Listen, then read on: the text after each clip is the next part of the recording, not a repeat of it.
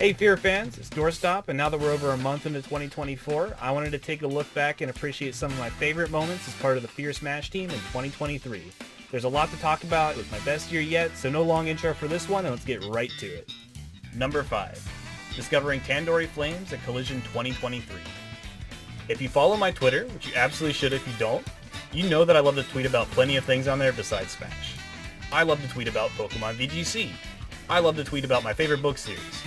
I love to retweet art that I think is really cool. And I love to tweet about any Indian food I'm trying on any given day. Growing up, I lived in a pretty stereotypical white suburban household. I didn't try different types of food, and I hadn't even tried most fast food places until I was in high school. While I never would have described myself as picky, decision paralysis and fear of spending money on something I might not like kept me from branching out and trying new things.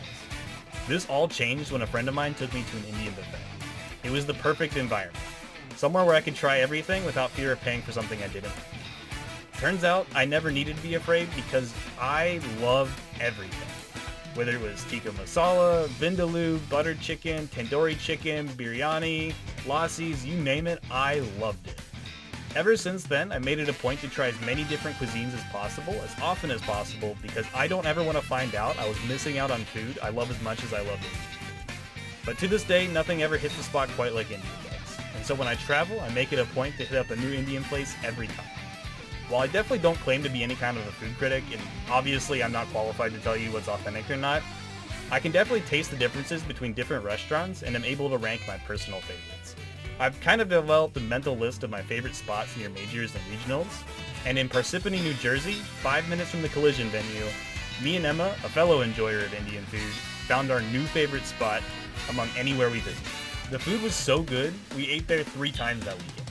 The lamb tikka masala was the best I've had, the vindaloo was delicious, the kadai was amazing, and they even knocked it out of the park with their garlic naan. We love this place so much, we're trying to figure out if there's a way we can hit it when we go to New York City for Let's Big Big Moves 2024. Even though the venue is an hour away, we loved it that much. It was so good, it almost made me forget that I lost 2 tragic Game 5s to Pelka and Esam for 65th that weekend. Almost. But in all seriously, if you find yourself at Collision or in North Jersey, I highly recommend giving this place a shot. I really can't recommend it. Number 4. Neo's Ohio guest appearance. After an excellent run at Big House, I thought my next opportunity to play against top players offline wouldn't be until Low Tier City at the end of November. That was until I got a message in the group chat with my old roommates. Neo was going to be staying in Ohio waiting for his flight to Port Priority, and not just Ohio, but in the Youngstown house that I lived all last year with Andrew T. and Erie. Despite now living 4 hours away from that house, I never needed much of an excuse to visit the boys anyways, and this seemed like a better reason than ever to stop in for a couple days. When I picked him up from the airport on the way to the house, I didn't know what to expect from Neo. I knew he spoke English, but I didn't know to what level of conversations we could have, or if he would even be interested in talking at all. In the hour between driving from the airport to the Youngstown house, I quickly realized that he spoke better English than I did, and we had a lot to talk about, ranging from stories about Smash, memes, and cultural differences between regions of Japan and the States. Although I showed up to get practice against one of the best players in the world, the games are actually some of the least memorable parts about that entire week. The games were incredible, don't get me wrong, but it's hard to beat all of us singing Swag Like Ohio in the car back from a Pittsburgh local where Neo had farmed all of us, and then watching him order 40 spicy chicken nuggets at a Wendy's with the winnings. Watching him become best friends with Ochi, or even the late night talks with Andrew, him, and me that would make you think we'd known each other for years. It definitely reminded me of the best parts of living up there, and having to head home after the Fort Wayne Regional was tough. I can only hope he enjoyed his stay in Ohio as much as the rest of us. Number 3. The ZSS Ditto vs. Sharp at Big House 10. When I was originally drafting this video, Big House wasn't going to be on there as anything more than an honorable mention. Big House was objectively one of the best events of the year for me. But despite getting top 8 at such a prestigious event, all I could think about after I got knocked out was how realistically I could have won the tournament. Unlike at Riptide, where I felt like I had lost to someone out of my league, everyone in that top 8 felt like someone I could have beaten on a slightly better day. But upon reflecting further, one of the sets I played there really stuck out to me. As a fellow Zero Suit player, Sharp and I have known each other for a long time. We bounce a ton of ideas off each other, and we both make sure that neither of us escapes the depressing pit that is our shared characters meta. I've always had a ton of respect for him for being Fundy's strongest soldier during its darkest hours, and for some reason he thinks I'm good because I cheesed him in a coin box over a year ago. We had actually been projected to play at Riptide, but Sharp had a DQ and the set never ended up happening. We were given the exact same seeds for Big House though, and this time we both made it far enough for a chance to play each other for Winner's Side Top 32. We were hanging out all weekend before we even played, and I told him in advance if he goes Wolf, he's a bitch. I guess this ended up working out because we played the whole set on PS2 in the Ditto like John. Especially after living with Andrew for over a year, I really love playing the ZSS Ditto, and playing against a friend always feels like it takes a pressure off, as I knew I'd be happy for him even if I lost. That didn't stop either of us from sweating as hard as we could to take it though. It was actually an incredibly important set because the winner was projected to play the Buzz, who had DQ'd right before the tournament started, meaning that whoever won our set would have the 1 seeds bracket for the rest of the tournament. A huge advantage. And of course, our pride as top Zero Suit players was in the back of both of our heads for sure. In hindsight, the gameplay was extremely ugly on both of our ends, with game-winning combos dropped, massive tunnel vision, and panic decisions, and Mars rightly tore our gameplay apart in his YouTube analysis. Regardless, I don't know if I love competing more this year than I did while I was playing that set, and I really believe that I would have felt the exact same way even if Game 5 had gone the other direction. We almost ended up playing again after he went on a tear in losers, with the run back being stopped by Raph, who eventually took both of us out. Number 2. The World Esports Summit in Busan. Neo's stay in Ohio was not the only surprise I got in the early part of November. While I was on an rotation with Neo and Andrew in Youngstown, I got a text from my manager about an email that I needed to read. When I opened it to find that Fear had an event planned for me to speak at the end of the month, I wasn't surprised until I saw where I was supposed to speak.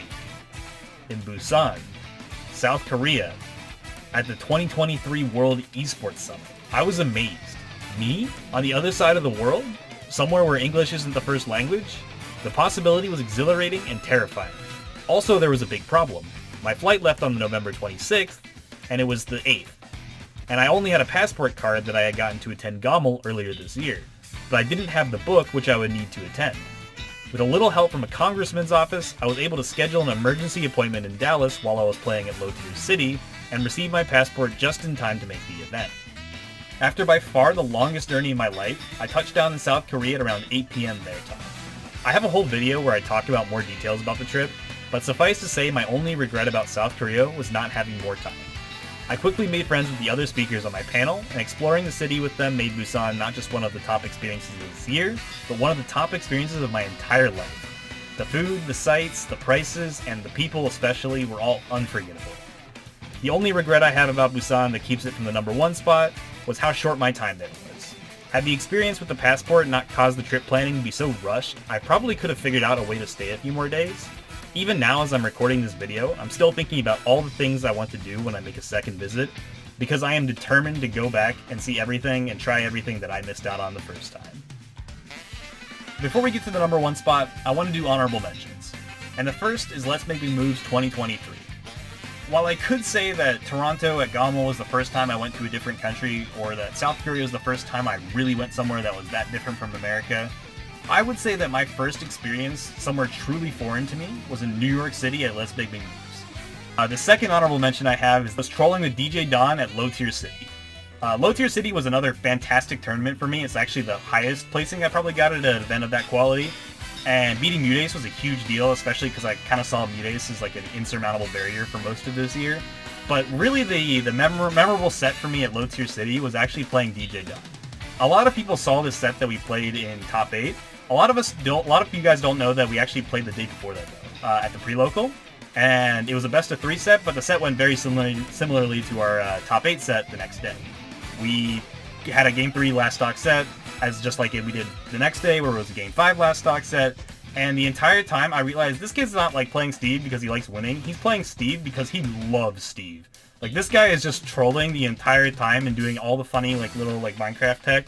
This guy, like, he just loves what's going on. And he was also super nice. And it was just like hard to like take the set too seriously, because I don't think he was taking the set too seriously. But like, obviously he was trying to win and I'm trying to win. But I was just really down to troll with him. I don't know why. It was a really fun time. I think I stressed a lot of people out because I definitely like trolled to my detriment at some points.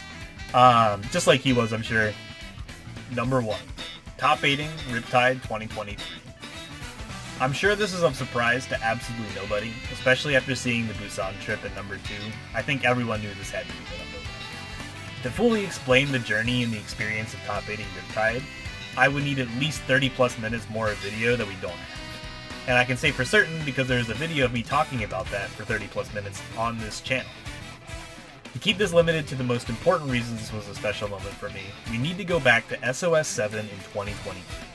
For those of you who don't know SOS 7, it was a large Midwest regional being held in my hometown in the very same abandoned mall where I had attended my first local over 7 years prior. Despite barely being a top 8 seed against top 50 players in the world, I won the entire tournament as a hometown hero. That day, winning with friends from the scene who had known me since high school, cheering me on over the Midwest best, was the best day of my entire life. And I remember after we all went out to get sushi afterwards, I was just sitting amongst my friends thinking about how happy I was and wondering why. And I realized in that moment it was because I felt like the best player in the Midwest. I wasn't the best player in the Midwest, but for that day, I was. And that's when I decided to set a goal for myself. If being the best player in the Midwest for a day felt that good to me, I wanted to experience being the best player in the world, even if just for a day. And to do that, I would need to win a major one day. Ever since then, all of my goals in Smash have been faced in that direction.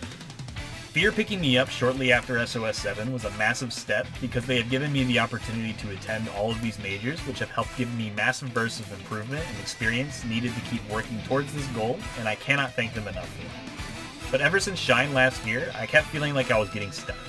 Let's Make Big Moves was a solid run, but overall I felt like my placements and play at majors were getting very stagnant. I began doubting that I was ever going to break out of the streak of okay performances. Just weeks before Riptide, I finally got a coach to try and help move me forward. I was pulling out everything I could think of to make this possible. And at Riptide, it finally paid off. I didn't win, but I finally saw the version of myself that could have. The run as a whole wasn't some beautiful, flawless performance. I had ups and downs, and some of the sets along the way, top 8, I barely scraped by. But I got to top 8 for the first time ever. Regardless of whether or not you call Riptide a major, to me it doesn't really matter. It felt like one, and the run I made could have been a top 8 at any major. And while a lot of people break into top 8s, they are quickly shown the difference between them and the people playing to win the tournament, not just the top 8.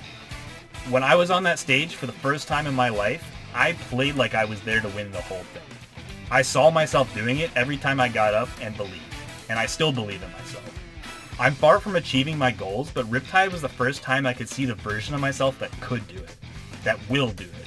And with the crowd of hometown friends behind me once again, that might have been one of the best experiences of my entire life.